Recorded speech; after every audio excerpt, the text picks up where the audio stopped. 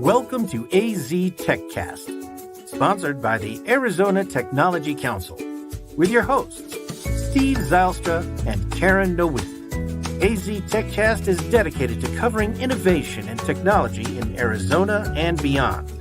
Broadcasted monthly, AZ TechCast invites leading experts to have real conversations about what is happening in the tech sector across the state of Arizona. From regional news to innovative startups, companies, and emerging technologies, AZ TechCast covers the critical issues and economic trends propelling the state's growing tech ecosystem. Hello and welcome to AZ TechCast. In this episode, broadband experts Sandeep Bhowmik, Ben Elkins, and Kelly LeBlanc come together to discuss the transformative impact of BEAD funding on internet access and communications in Arizona. They'll explore how this funding is reshaping the digital landscape, the challenges and opportunities it presents, and how it compares to past programs. We look forward to a well-rounded conversation and always look forward to this time of month with AZ TechCast. And joining these accomplished experts is Steve Zylstra. He's the president and CEO of the council.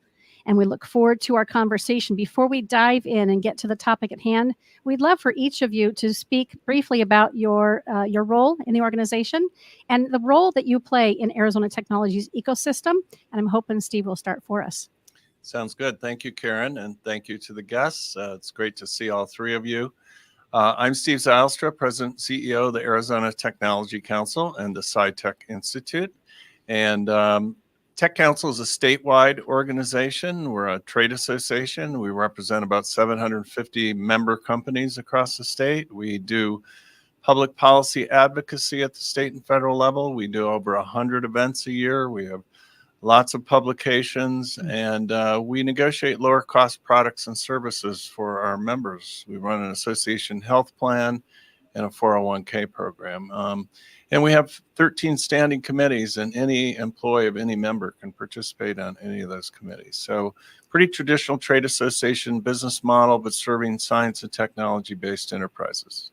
And you have your CEO retreat in Sedona again this year. That's coming up next week? Next Monday and Tuesday. Yeah, so it's good. Always spectacular. I can't even tell you what a great lineup of speakers we have. It's just incredible. It's always a good event. I think we've been doing it for 16 or 17 years now. Oh, goodness. And if you haven't signed up, still an opportunity to do so. So good. Thank you for that great introduction. And so we'll let you guys just decide who goes next. Sometimes we trip over each other when we both come on, but we expect that in a conversation like this. Who would like to introduce yourself next and tell us a little bit about your role in the ecosystem?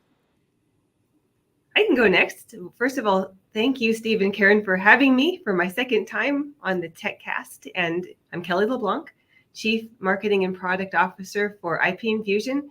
I'm here based at our headquarters in Santa Clara, California. And IP Infusion is a networking software company.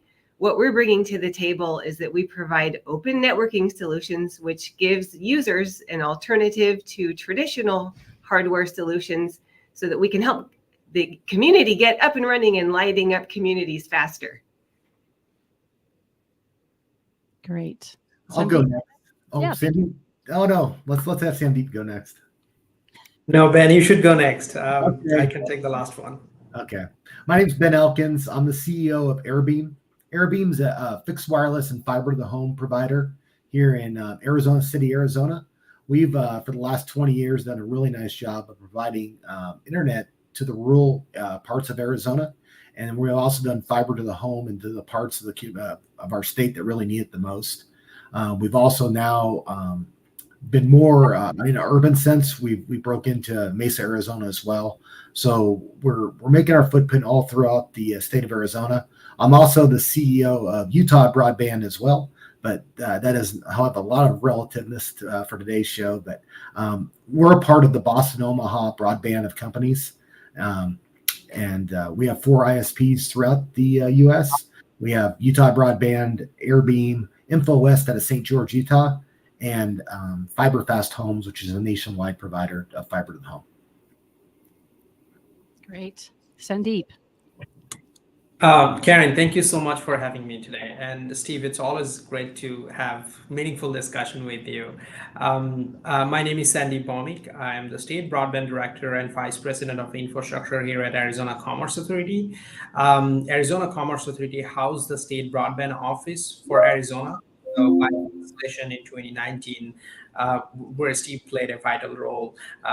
The State Broadband Office was housed here in Arizona Commerce Authority, currently responsible for overseeing the BEAD program, which is close to $1 billion program, a digital equity program, which is also a $16 million separate program on top of BEAD, and administering the $100 million capital funding project grant.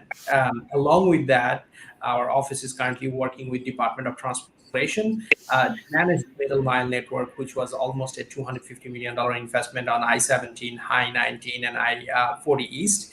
That's a benchmark project we always are very proud of, and a state-owned asset. My background, graduated from Wichita State University in 2014 in electrical and telecommunication engineering, both masters and bachelors. Started working in Silicon Valley, started working in telecommunication software company, hardware company, you name it, all aspect of telecommunication. Joined in US military in 2016, US Army Reserve. Retired April this year. Retirement that's not the right word, but closed the contract. So I'm a civilian now, so worked out pretty good for me. I learned a lot. And again, looking forward to have a great conversation with both Ben and Kelly. So we mentioned in the intro that we were going to talk about BEAD funding. And maybe we can go around the room and can each of you explain what BEAD funding is and what's the acronym stand for? Well, I can start with the acronym. How about Broadband Equity Access and Deployment Program? Very good. All right. And now what the heck does that mean? Yeah, Sandeep? It means a lot for not only Arizona, for the whole country. I mean, the inception of the BEAD program came from IIJA, a landmark infrastructure project, which I strongly, from my personal standpoint, believe that will change the landscape of the infrastructure in the United States. And BEAD is a very small part of that. Not very small. It's relatively really big for any broadband infrastructure investment happening in the United States. So BEAD allocated $42.8 billion, close to $43 billion for all 50 states and 6 U.S. territories. This money was allocated based on unserved and underserved household here in every state. Arizona was able to provide a notification and a list of 320,000 households to FCC. Based on that, Arizona received $993 million in BEAD funding.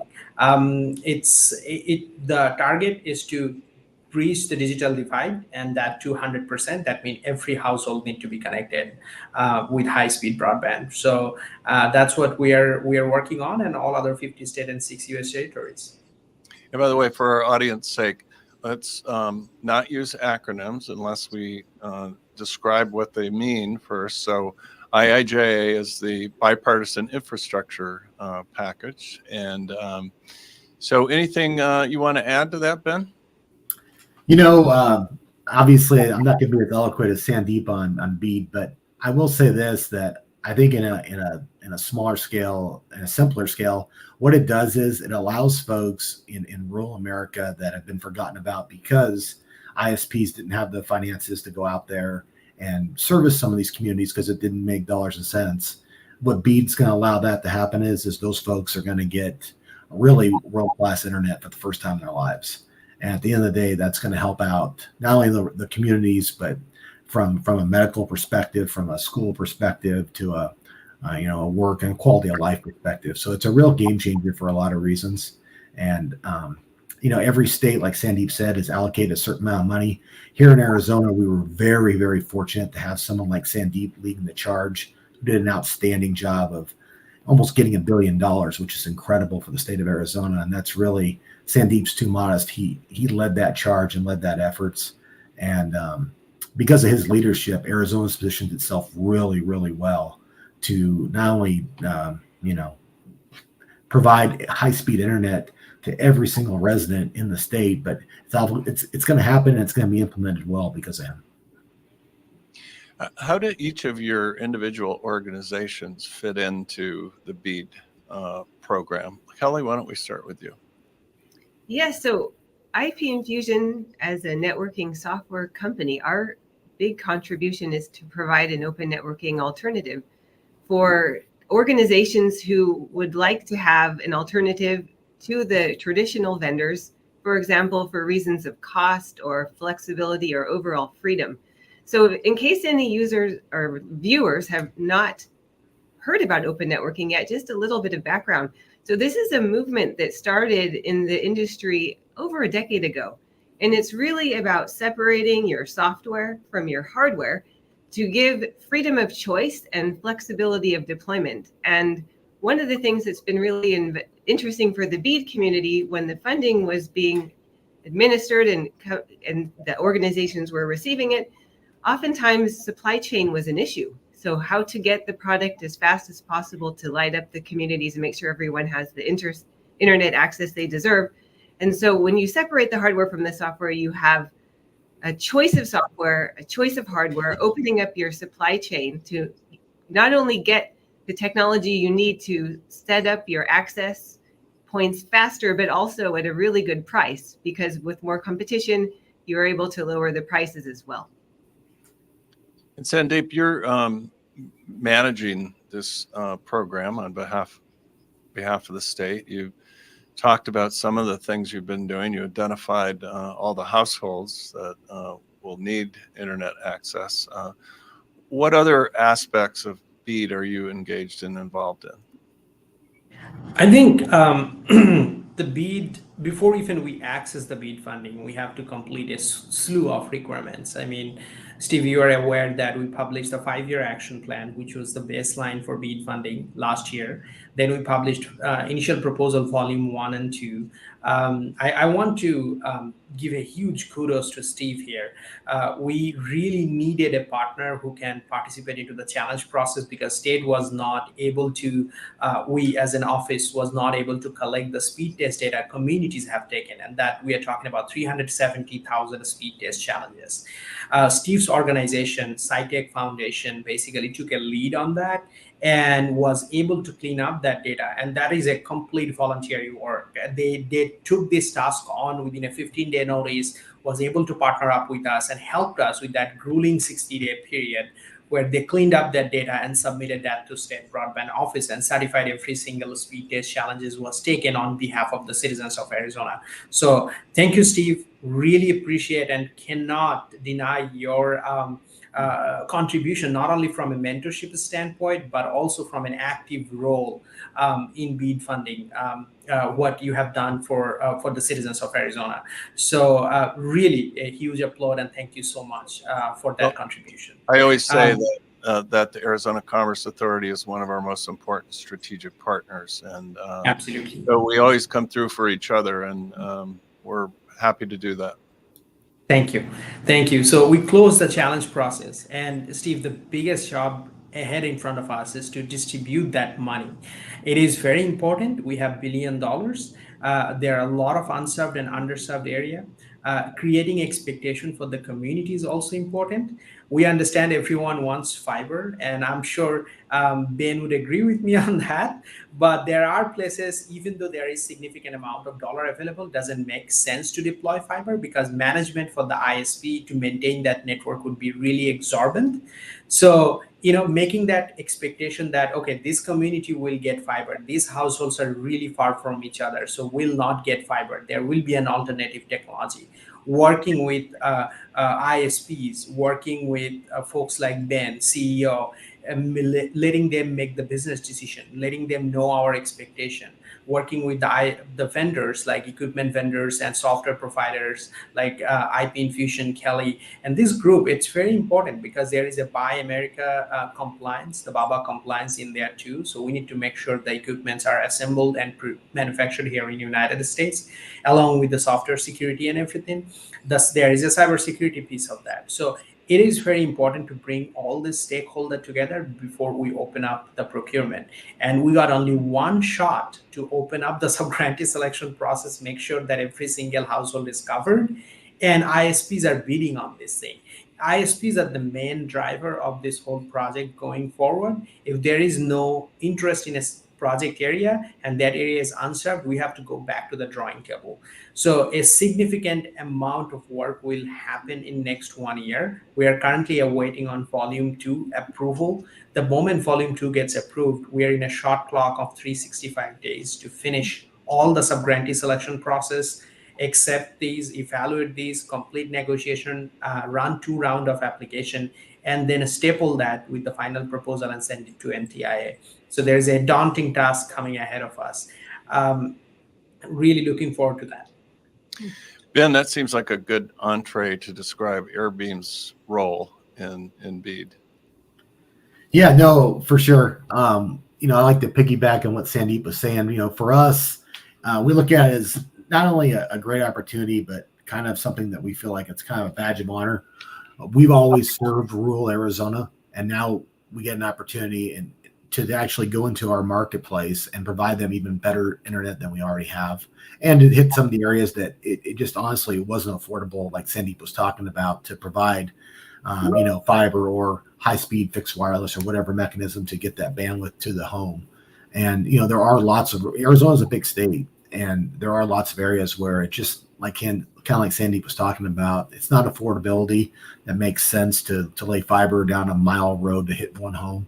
So there's going to be some opportunities to actually serve those folks in a cost-effective manner too, but still be able to provide the goods and services. I think another thing about BEAD that is super important is, from an ISP perspective, is not just throwing darts at a board, being really strategic on what areas fit your company. And not every area fits your company. And I don't know every company really looks at it that way. You need to get to know the communities. I've taken the time personally to go meet the towns, the mayors, the folks in the town, to find out which counties and communities are the best fit for AirBeam. It's not one size fits all, and there are certain communities that fit us better than others. So I think taking your time going through that is very beneficial, and you can really narrow it down and find what's a perfect marriage for your company and that community to serve. And Ben, did you say you were in Arizona City? Yes, sir. That we fibered up Arizona City, the entire town of that, and actually our headquarters is there, and we've laid fiber pretty much in every city in Pinal County, actually. So to give folks a feel for how rural that is, I happen to be driving by. It's halfway between Phoenix and Tucson. I wanted to know more about it, and it only has 5,600 permanent residents. It swells a little bit in the winter, get some winter visitors, but this is small town Arizona we're talking about, and that's really what this program serves. It's a great example again of what Ben said in our opening conversation around the care that internet can provide, medical care and education, access to anything that they need. And when they are denied that same privilege, really, and there's that digital divide, it's amazing that we continue to have to solve those problems. I know this is not a question on kind of the ones that we had talked about pre-show, but Sandeep, you said something, and this is really a question for everyone, but you got me thinking, when we're looking at a 20-year project or 20-year funding, and we know technology happens and changes so rapidly and so quickly, I'll call it a contingency plan for lack of a better word, but how do you anticipate keeping up with the technology, all of you for that matter? And I might take us in a different, Steve might throw darts at me if I take us in a completely different direction, but as just a general layperson, I'm curious, with things changing so quickly, how do you all plan for that? That's a great question, Karen, I would say. And let me tell you that we really thought it through, especially if you look at the 50 initial proposal volume 2, which actually outlines the scoring criteria for BEAD program here in Arizona, you will see we are proud to say that it's Arizona one was the most advanced and grueling one at the same time. I think Ben will be able to echo that, and Kelly will be able to echo that as well. We thought it through. We basically, the way scoring was set up, it was a priority score based on the fiber funding. That means if you are deploying fiber network, then you get the maximum amount of points. Also at the same time, we said, hey, if you are deploying as an ISP an XPON equipment or GPON equipment, every equipment has its own capacity. So we are asking ISPs to deploy top of the market XGPON equipment, which can deliver 10 gig symmetrical speed to the household, which is technically not a need at this point. The maximum you can find in the market right now is 2 gig. 1 gig is very common. Google is delivering, like Google Fiber is delivering 3 gig or 5 gig in some markets. But there is no Wi-Fi device out there which can support that. There are some new Wi-Fi devices which can support that. So it is future-proof. Technically, as you probably are aware, that fiber has unlimited speed. All you have to do basically upgrade the electronics, which can be easily done. One of the things what Kelly's company is doing, I think that is really, really great. There is a movement going on. It's Open Radio Access Network Technology, so Open RAN or ORAN. That means every time we upgrade a network, it can be very cost exorbitant. But what the company is moving towards more of like open access software, so that we are not tied up with the hardware, right? So these are few things which will be put in place to make sure that this network is actually bulletproof for next 50 to 60 years. On the other hand, the alternative technology means the wireless technology. It's less deployment cost, way faster, and it is doable, but that also need to go through different kind of upgrading process for every 7 to 8 years. One of the BEAD provisions says that the companies doesn't need to give the program income back to the state or federal government. They can actually use that income for first 8 years to upgrade the network or change the network or reinvest to increase the infrastructure investment in that particular area. So that is one of the financial model we built, and we are working with ISPs so that supports not the fiber network, but the wireless component of a network in a particular area, so that they can continuously keep updating the network and keep it up to date with the modern society or modern needs. Kelly or Ben, you want to comment on that from your perspective? Yeah, I'll second what Sandeep just said on the software side. So for us, the future of networking has always been software. And as he mentioned, the speeds and capacities vary per use case. And so on our side, with the innovation we put forth is with the same software, we have our customers just select the generic hardware that they need in terms of ports, the capacities. And with the same software, they can scale all the way up to 400 gig networks if that's what they require, going from 10 gig to 400 gig with the same software. So this is where we see the value right now. And by the way, for our audience, gig is a gigahertz. Gigabits per second. Gigabits per second. Correct. Thank you. Yeah. Ben, do you want to add anything to that? I mean, the only thing I was going to add is kind of what Sandeep was talking about, the different speeds and the expectations in rural Arizona. And, right now, a lot of these folks that, are getting somewhere 10 to 20, 30 megs. And, that is very difficult to not only, run a business or run a household or run a hospital on. So for folks to actually get the speeds that will enable them to do that is going to be incredible. And, even to get to where you're getting 300 or 500 megs, not even getting to a gig or 2 gigs or 5 gigs. I think it's incredible. And to Sandeep's point, you don't need, 2 gigs, 5 gigs, even 10 gigs now. But over time, with all the devices and different things, you will need more bandwidth over time. And that's what Kelly and Sandeep are saying. It is future-proofed with fiber because we can keep growing the speeds on that. Very good.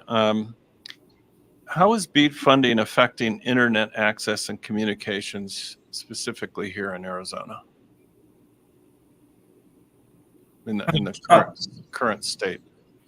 I'll take that. So Arizona, to give you a holistic picture, has approximately 2.6 million households. So historically, 12.8% households was unserved. It seems very small percentage, but here is the caveat to that. the 12.6% or 8%, which was unserved or underserved, was mostly outside of Maricopa, Pinal, and Pima County. So 80% of the population lives in these three counties, and other counties are mostly unserved and underserved and never had high-speed broadband connectivity in those areas. And those are the high-cost areas. Those are the hard-to-reach areas.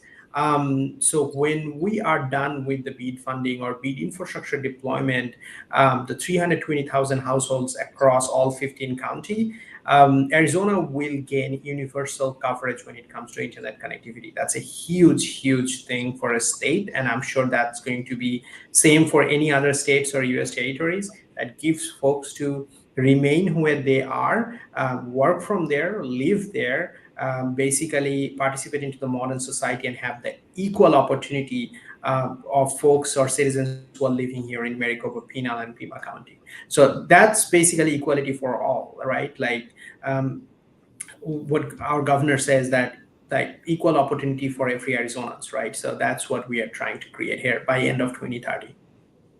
Ben, you're on the ground here in Arizona. Anything to add to that?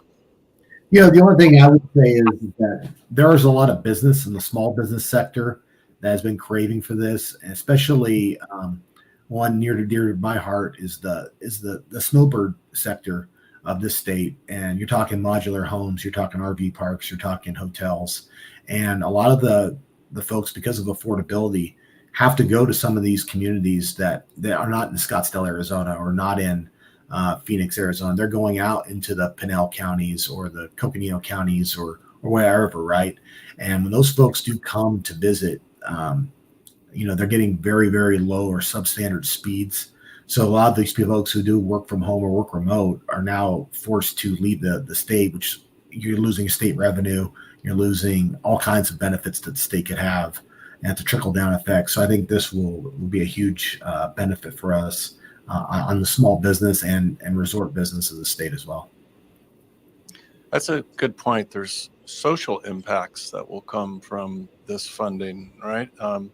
People now will be able to work from virtually anywhere in the state that they want to work from, where that hasn't been the case in the past, given the slow speeds makes it difficult. So important social impacts, a lot of them actually. I'd love to touch on that too, just to tag off what Ben said, talking about our seniors and that they're spreading out further and further for affordability. We've had so many shows here over the last 7 years around businesses and rural communities. And I think Sandeep kind of touched on this. Folks don't necessarily want to leave their communities. Those are their homes. That's their community, their family, generation after generation. And so sometimes I feel like we get a little tunnel vision or narrow-minded in our big business in the greater Phoenix area or just big metropolitan areas, where we think, well, why wouldn't you want to come and be part of what we're doing? Because we don't understand really the legacy that they have there. So it's critical that we're creating this opportunity so that it's obviously for everyone statewide for generations to come. Karen, I think it's your turn. It's my turn. I was hoping you were going to go with the next one. Let's see. Have we already talked about, I apologize if we did, how BEAD funding relates to past programs? Have we touched on that enough? And no, we haven't. Okay. Are you ready to, Ben and Sandeep and Kelly? Well, we are. I think from our standpoint, it's significantly different. So this is my 4th federal program I'm working on. Since 2016, I'm working on the federal program side, either from the industry side, either directly from the state government. So the reason BEAD is significantly different, because normally what happens historically, and a federal agency will get the money, they will distribute the money that can directly go to the ISP, internet service provider. I can use RDOF as an example, or that can go to the state, and a state can sub-grant that money, which can be US Treasury grant, capital funding project, our $100 million grant, what we distributed. Both of them are great model. The reason BEAD is different, this time federal government said, hey, here is your allocation. However, you're not spending a single dime without going through the whole process. Normally we get the money, we run the process. There are requirements around workforce and labor. those get monitored as we go along in the process. This is the first time in the history where BEAD program said you have to hit this milestone before even you access the dollars. So that is very important to understand. That's why we submitted 5-year action plan, initial proposal volume 1 and 2. We ran a successful challenge process, and now we're opening up the subgrantee selection process. All these proposals will be evaluated by US Department of Commerce, NTIA, before even we sign a contract with them. So everything has definition before even we start distributing these dollars. Also, the biggest reason BEAD funding is different than any other funding is this is the first funding in the history of United States which was allocated based on the household. That means we are requiring every ISP when they're applying to connect every single household within that project area. It's always been the census block or census group level, or it was independent towards ISP that which area they want to serve. So it is very important to understand. BEAD is also a complement to the existing federal funding. So we have been clearly instructed by the federal government that not to overlap with any active federal funding. That means USDA funded project. That means any RDOF funded project by FCC. And this is, I'm seeing an extreme level of coordination between state broadband offices, USDA, FCC, United States Department of Commerce, US Treasury, and all other organizations, even the private funding, are coming into the play. So that is, we are not creating competition, we should be complementing each other. This was all the challenge process about. So technically the challenge process defined any overlap or anything else happening before we distribute the BEAD funding.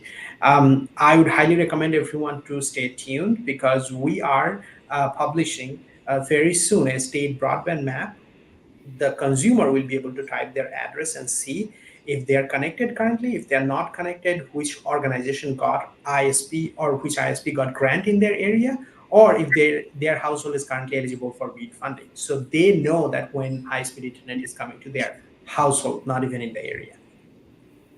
Very good. Anything to add, Kelly or Ben?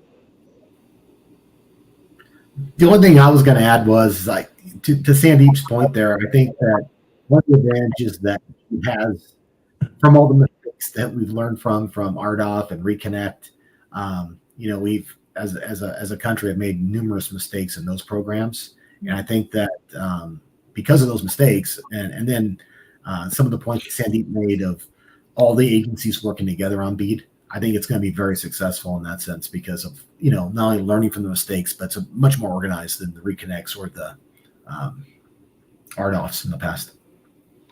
And much higher assurance that the state and the federal government is going to get real ROI out of this program, which is the bottom line. So I think you want to turn to our commercial, but before you do that, if I could ask our guests to think about over the break, what can we be doing better? Nothing's ever perfect. What are aspects of what we're doing today that could be done better, differently? Give that some thought, and we'll go to break. And before we go to break, Leslie, who's in the background for us, is monitoring the chat on LinkedIn. And a question from one of our LinkedIn viewers is, how and when will that map be available that Sandeep spoke to? So let me take us to the Arizona Commerce Authority little sponsor spot, because this program has not been possible without them.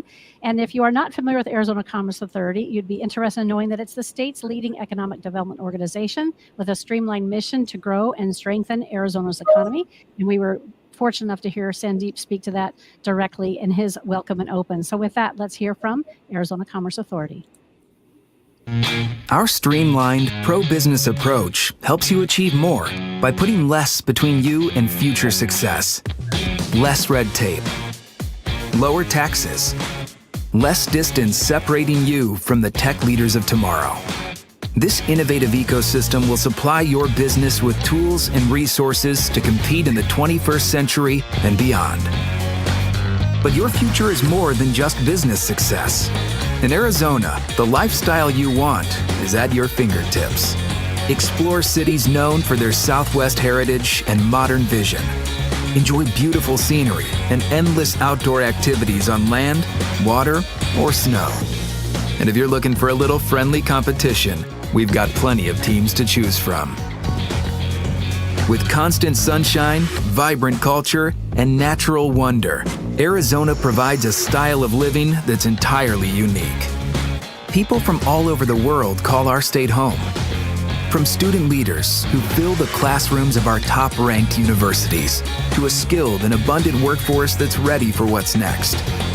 To the neighbors, friends, and peers we interact with daily, Arizonans are united by a pioneering spirit that moves us forward. So as you look to the future, know that it's filled with the perfect balance of innovation and high-quality living that makes life better here.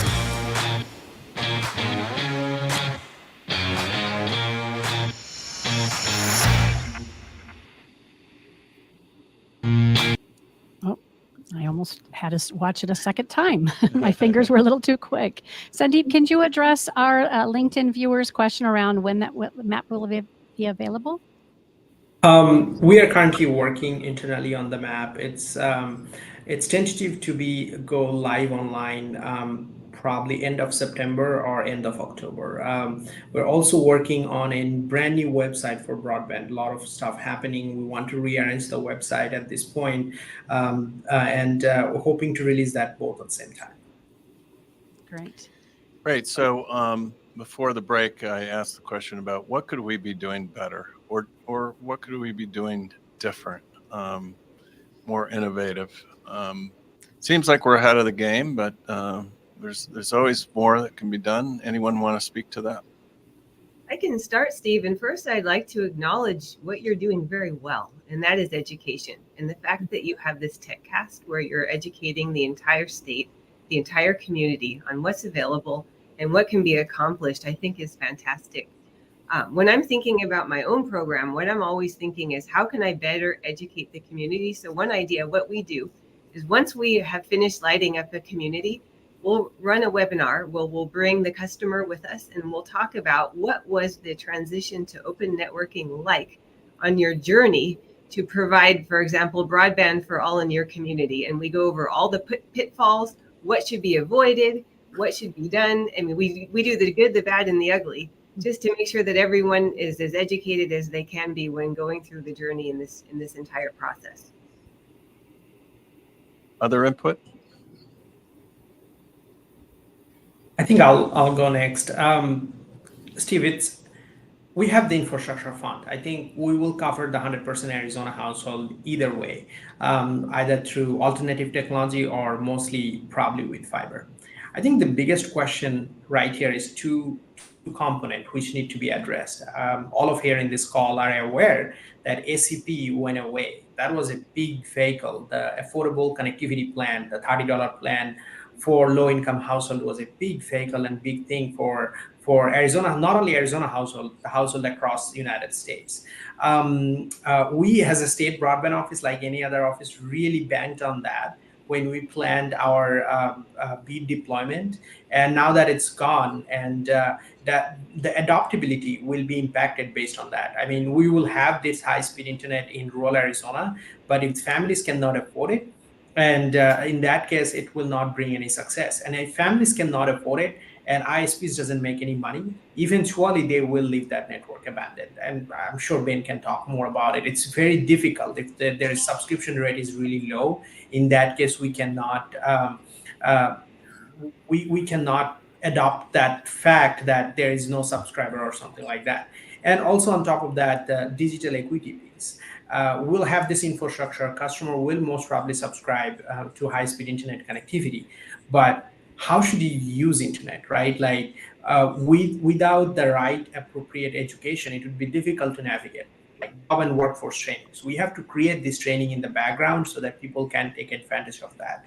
SciTech Institute, which Steve was talking about earlier, they are currently running a cohort across Arizona, joining with different community colleges and other COGs, and developing the workforce development program so that these citizens can participate into this process.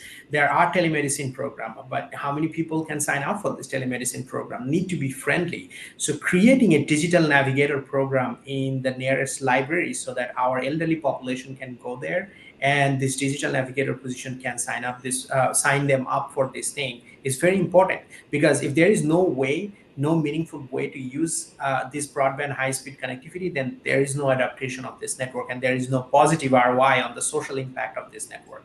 So that is very important. We have $16 million in digital equity funding. We will start with this thing, but more need to happen in a private space from ISP side. I know this is an uncharted territory for them. This is a new thing for them, but we are basically requesting them to expand their footprint in the digital equity side and provide the customer with the digital knowledge how to participate in this society in recent days. So those are the discussions need to have. Sandeep, we all learned all too well during COVID the impact that this all had on students when they were no longer able to go to school. Either they didn't have the hardware at home, or they didn't have the internet accessibility. And so a very large portion of our student population were unable to learn during that time period.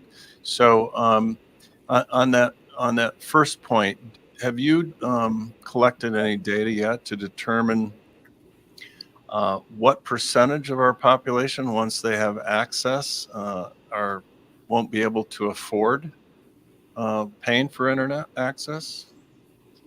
So there is a study done by Benton Institute, the nonprofit organization, and Pew did few research study as well. So it shows that approximately 40% of the Arizona household adopted ACP, Affordable Connectivity Plan, and it fell off. So on top of my head, I would say those are the household probably most going to be getting impacted. Steve, we have a provision in BEAD plan. It says that the BEAD funding, if the ISPs are receiving BEAD funding, they have to offer a low-cost affordability plan. We initially benchmarked that plan on $30 based on the location, geography, and everything. It can be somewhere between $30 to $40. But if ACP was applying, then for some household, the internet cost would be $0. Some household, it would be max $10 because they take $30 off from there. Now that situation is not there anymore. They have to either pay $30 or $40. So this is directly impacting 40% household here in Arizona. Ben, anything else on what we could be doing better? Yeah, I'd like to piggyback a little bit on what Sandeep was saying on the ACP. I mean, that was a big hit for the state and then for the country. I never would have thought the ACP would go away, actually, and I lost a lot of bets on that. That being said, when you're looking at communities, and kind of what Sandeep was talking about too, you picking the right community for the right ISP, because there is a marketing aspect to it as well. You really have to engross yourself in that community, because you could pick somewhere and let's say you're going into town A, but town A is very rural and remote. You got to get out there and meet the folks and educate them on what fiber internet is. A lot of these folks are not aware of what fiber can even do for them. And then, you have X amount of time to deploy that. So you really have to get to where you can get a certain return for it to make sense for the ISP, and still have to make it affordable for the community as well. That's why the ACP program was such a valuable tool. We're still running a ACP-like program at Airbeam and Utah Broadband for our customers, because we think it's vitally important.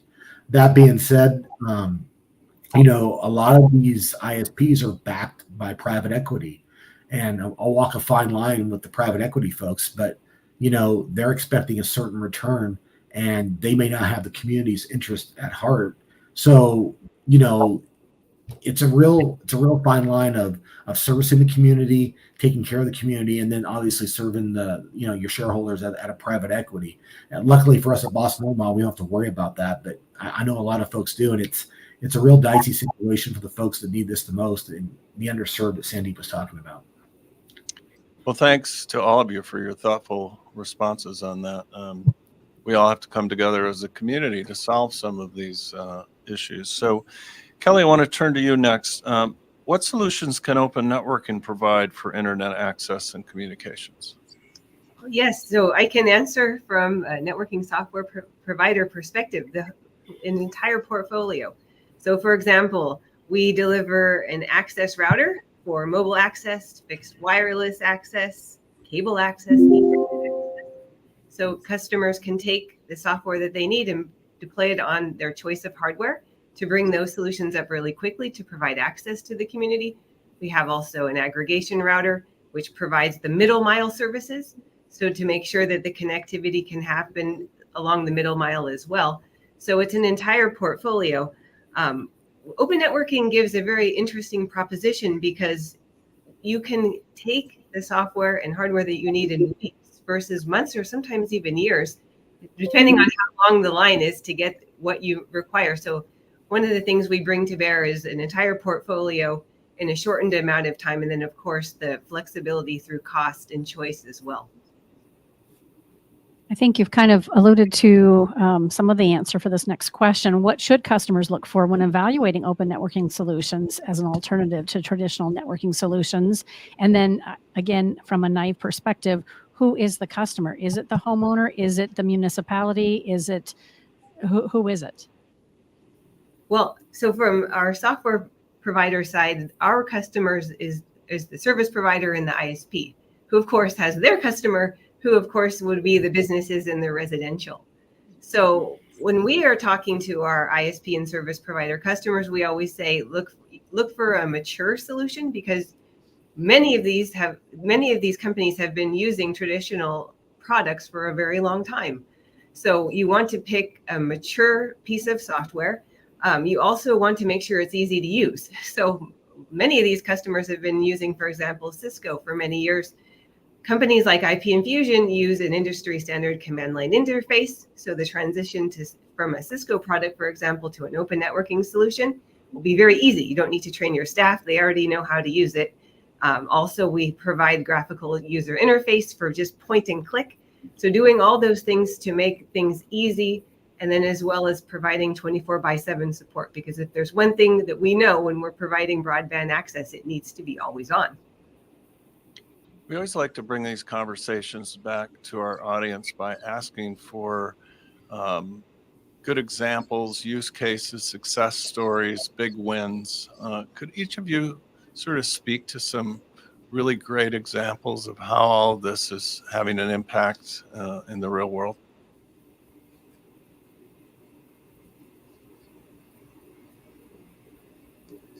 Well, I can start again. In fact, I'm one of the things that we like to do here at IP Infusion is announce our wins. So in fact, since our last time that we were together on the TechCast, we have announced publicly over 12 press releases that show that we've been able to provide the broadband access for our customers, and it has been successful. So, everywhere, one of our most recent wins came out of the California region, the UK region. We have done multiple coming out of Middle America, all the way to the East Coast. And so we've been announcing these and showing, okay, these customers have decided to go with open networking. What was the experience? And not only that, once it's happened, we do put them on this webinar that I was talking about, so that they can go over in detail the use case and the deployment. This week, we're actually at also the Fiber Connect conference in Nashville, where we are delivering these use cases to the public of mostly ISPs and service providers there as well, to tell the different stories. So it's really service providers and ISPs of all sizes who have decided to take this transition to open networking. Would you say that this is a significant trend, and what percentage of the market, if you know, has moved in this direction? I would say it is a growing trend. I like to share this story because this trend really started to take force during the pandemic. During this time, many companies and users needed access and they couldn't get it because the equipment simply was not available. So having a choice of hardware, a diversified supply chain, was allowing us to get the equipment into the hands of our customers faster. So while we are still in the 1% scenarios in the market, I would say to take even 1% of a hundreds of billion-dollar market is a pretty big achievement. That it has really been growing, largely thanks to being able to manage the supply chain for the last 4 years. Ben, success stories? Yeah. Absolutely. I would think from an Airbeam or even a Boston Omaha perspective, one thing that we really pride ourselves on is our customers truly are an extension of ourselves. Our customers know us. I think that separates us from our competition. We go the extra mile that they are different. They're not just an account number. There are a lot of the larger companies, and I would consider us a small to medium sized ISP. Um, every single customer is valued to us. We don't ever want to lose a customer. We strategically go into certain areas of rural Arizona and rural America, for that matter, throughout the states that we're in, and that when we deploy it, they're an extension of us. We become an extension of that community, and I think that's really differentiates ourselves in the way we go about it. We use our own technicians, our own construction teams. I'm the CEO. I'm out there shaking hands and kissing babies and the whole stick, and it means something. It means something to our communities in rural Arizona, and it really does mean something to the folks in Utah too. That I think that they know me, they know our company, and they know Boston Omaha as a brand now. So it really differentiates us from the other competition. I think that's a big success story, the way we engage with our customers. Thank you, Ben. Sandeep? Well, for us, it's the citizens of Arizona, right? Like, so we recently, actually 2 years ago, invested $100 million in capital funding project. So a lot of those projects are coming online right now. You probably saw a recent video of governor in Navajo County opening up the Navajo County Middle Mile network. So you will see a lot more of those. So it's a story for every single citizen, right? Like someone will come to us and they will say, hey, because of this connectivity, I was able to call my grandchild in Washington, D.C. So that's a big thing. A military family can call their partners and have the video calls, even though staying in rural Arizona. So those are the big wins. I mean, it's for our elderly population, for our students, for every schools, library district. It's a big win. I mean, a city building which never had any. I know of a city building, a city of in Apache County who received a grant from U.S. Department of Labor for a workforce development program, couldn't host it in the back of the city hall because there was no internet connectivity. So solving those, they had to take a provision, they had to take a waiver so that they can launch it this year because they are getting connected with 10 gig circuit on their city hall. They created a co-working space in the back of city hall and promoting that. So these things are happening because of the broadband infrastructure. So it's a citizen, it's a story of every single citizen. That's the most important part for me. And I think from my standpoint, as a human being who grew up in extreme poverty in a country and came here as an immigrant, that's a big thing for me. I think it's giving back to the country which adopted me, and that's the most important part for me from personal standpoint.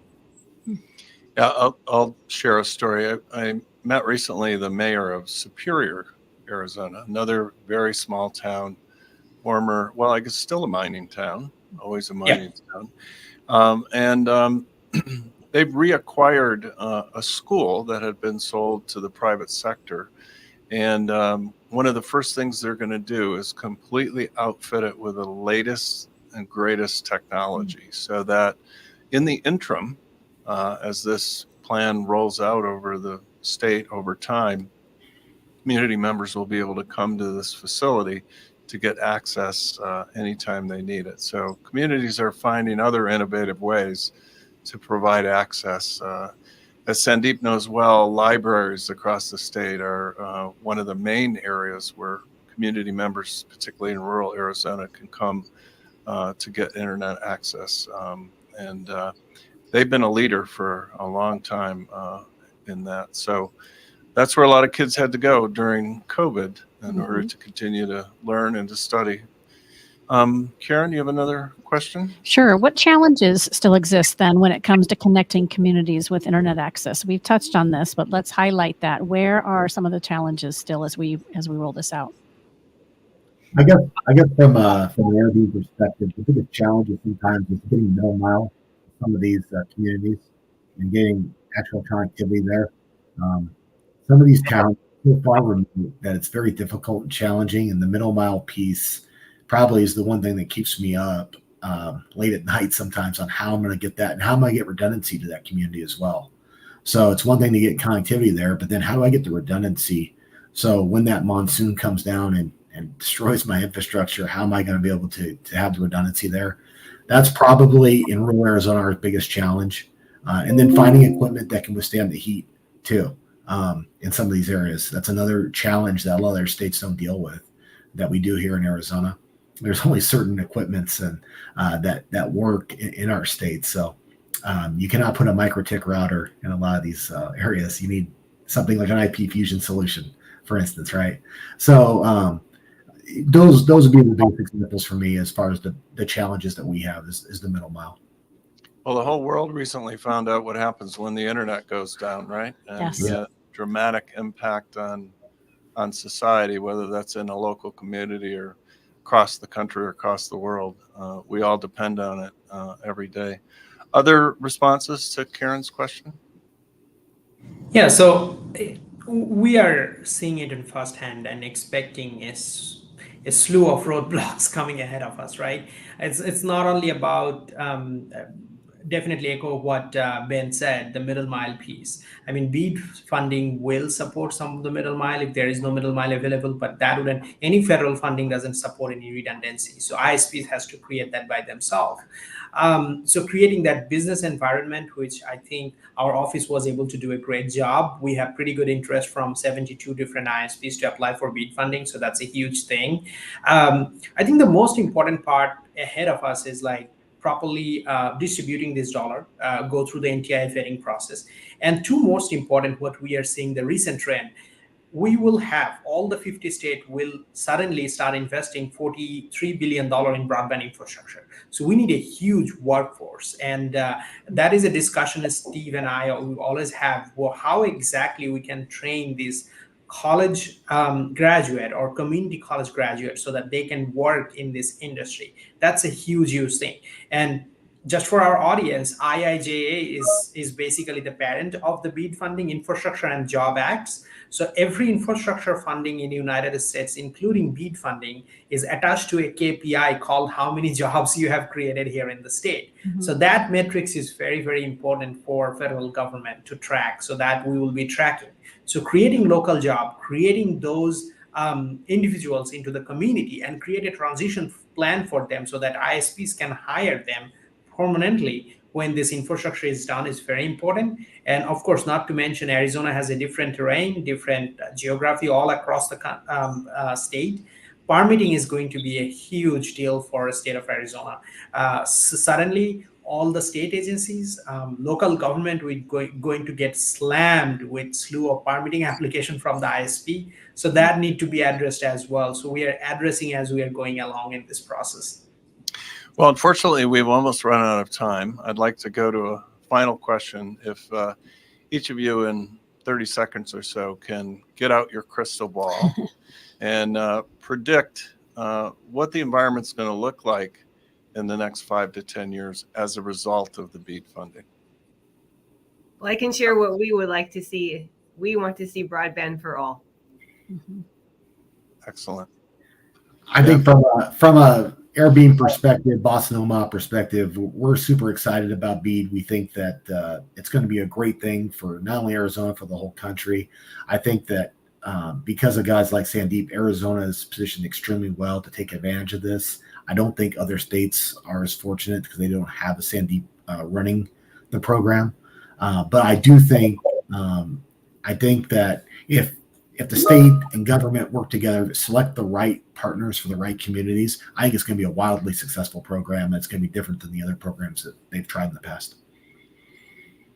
I echo what Ben and Kelly just mentioned, and I would say that a company like AirBeam, who are agile when it comes to the solution and not sticking with just completely with fiber or completely with wireless, is the main success factor for state broadband offices. So really appreciate, Ben, your leadership and the thought process and the strategy you are bringing here in the state of Arizona.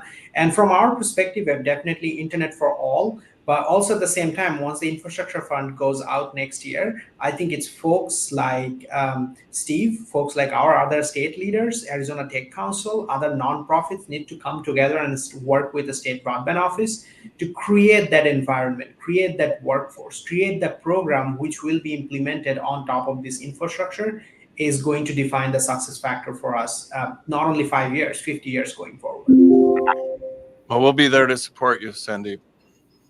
Yeah. Appreciate that, Karen, you want to say Yes, we are grateful for your time and your expertise and even your projections, which were the crystal ball moment and the enthusiasm around what you all are doing on behalf of Arizona and, of course, the connectivity and cleaning up that digital divide. Today's AZ TechCast was brought to you by Arizona Commerce Authority, the state's leading economic development organization with a streamlined mission to strengthen Arizona's economy. So again, we appreciate Arizona Commerce Authority.